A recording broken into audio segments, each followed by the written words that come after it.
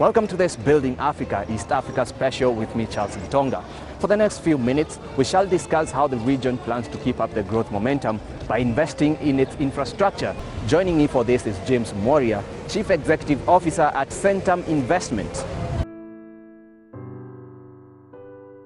When we talk about building East Africa, just to map out the infrastructure needs for the region, I mean, we've seen a very vibrant region in terms of growth.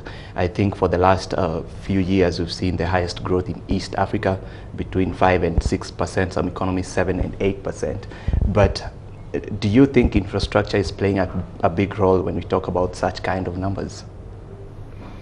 Thank you for that question. I think our growth would be a lot higher with better infrastructure. So yes, it's playing a role. It can play a bigger role, and that is informed by the fact that if you look at the Global Competitiveness Index, and you look at East African countries, and then you isolate infrastructure as a factor, we are still perhaps in the fourth quartile, which tells us that we have a way to go, and that relative to other regions, we know we need to make additional investments. We've seen investments by the public sector, we've seen investments by the private sector, we've seen PPP investments that have been coming in across the board to resolve the infrastructural gap, and I think they're making a contribution, and they will continue to make a contribution going forward.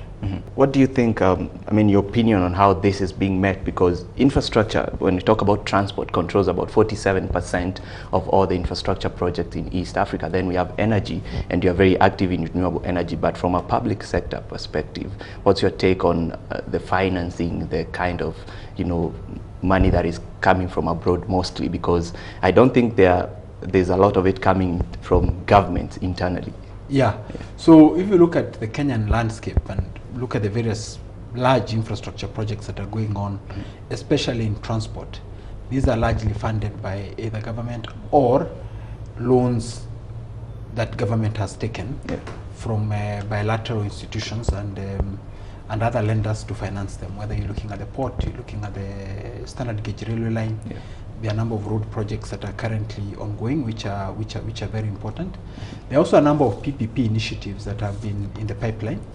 However, I don't think any of them are closed yet on toll roads, but a number of them are at an advanced stage, which will see private sector playing a greater role directly in financing transport solutions within that infrastructural piece.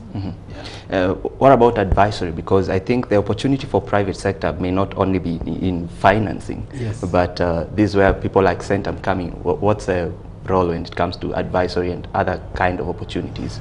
So, if you look at perhaps Kenya, relative to other African countries, we perhaps have one of the more robust public-private partnership spaces.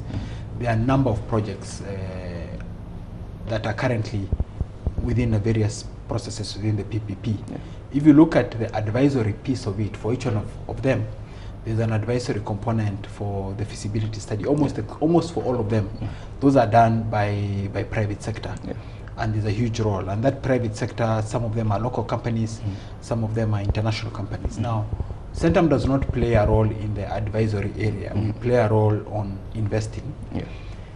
And we are involved in investing in a number of projects in the power space, and we have actively looked at other opportunities, other PPP opportunities across the infrastructural spectrum broadly.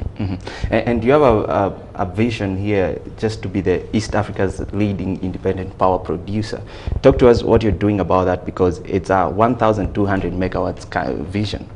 So at Centum we began working on our investments in power about 4 years ago, and we currently involved in a number of projects.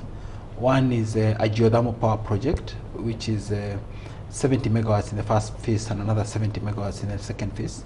It's a privately developed geothermal field. I believe we are perhaps that's the one project that is most advanced of the ones that are within the PPP framework. Having drilled 2 wells, we are currently preparing to drill a third well. And the second project is the Amu Power project, which is a 980 megawatt project, which we've been sponsoring and developing in partnership with our partners Gulf Energy. We've been on that project since 2015. We've made, you know, it's quite advanced now. We are very close to getting to financial close. Yeah. It's a very large project, and we've played a significant role in the development of those two projects, because that's the most difficult piece. Yeah. Moving it from concept, moving large infrastructure projects from concept and taking them to bankability. And Centum, we're proud of the role we've played on those two projects, because combined, those two projects are in excess of 1,000 megawatts. Yeah. Yeah.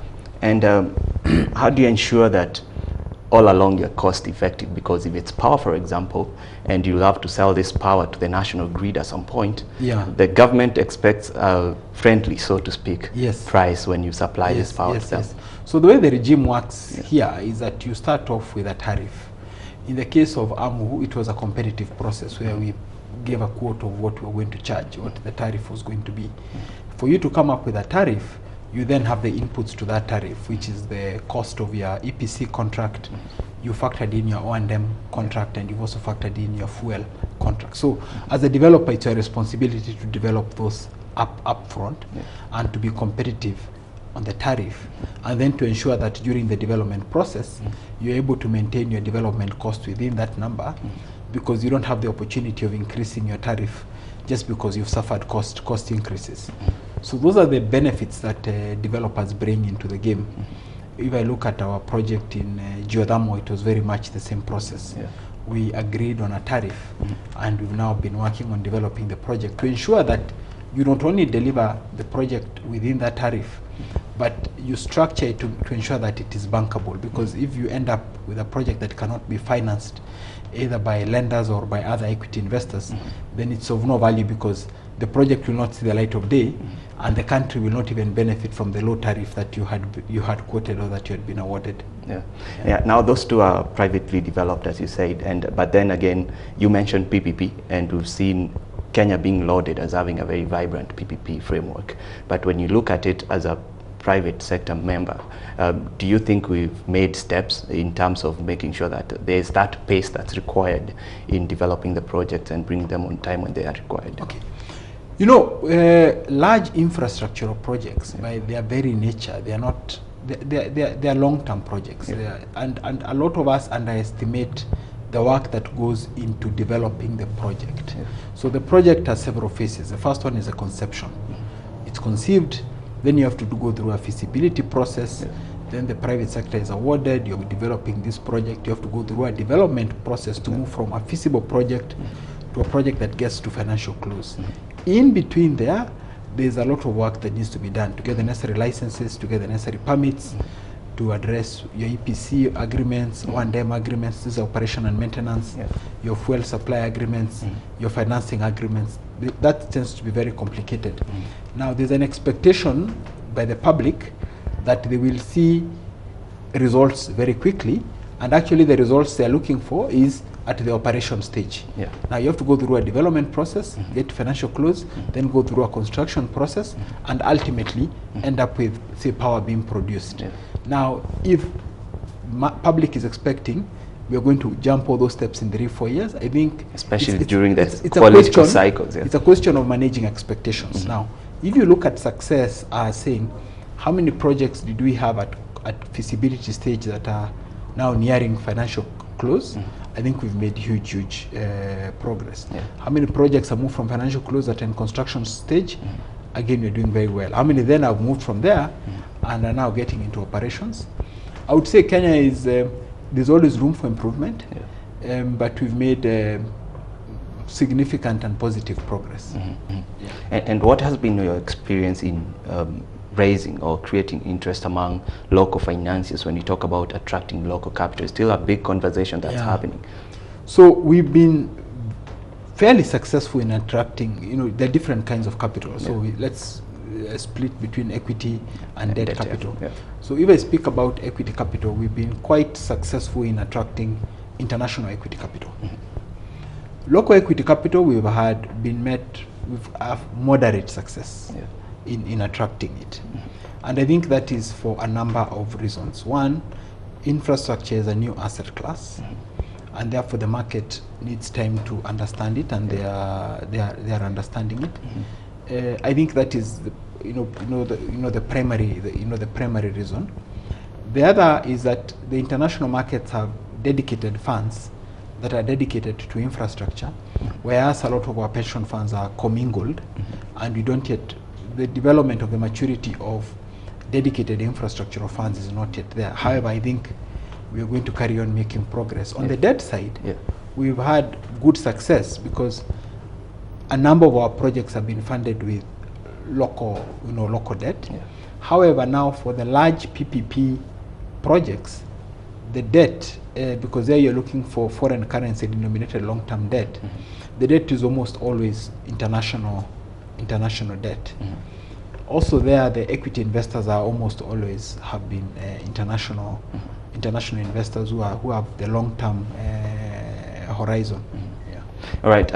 Finally, and because you're very active again on when we talk about infrastructure on the real estate side, whether it's commercial development or residential, are we making steps in terms of opening up infrastructure? I know when a road opens, then we are seeing a lot of the prices going up, whether it's land or housing. But what kind of progress are you seeing, and how can we restore that kind of sanity so that when infrastructure opens, then investors can still come in and invest at a good price? Yeah, when you see prices going up when infrastructure comes in, it just tells you the thirst that is there for infrastructure. So it underpins the need for infrastructure. All right, thank you so much, James Mworia. It's been a pleasure talking to you. You're this welcome. afternoon. Fantastic. It's a pleasure. Thank you very much. All right.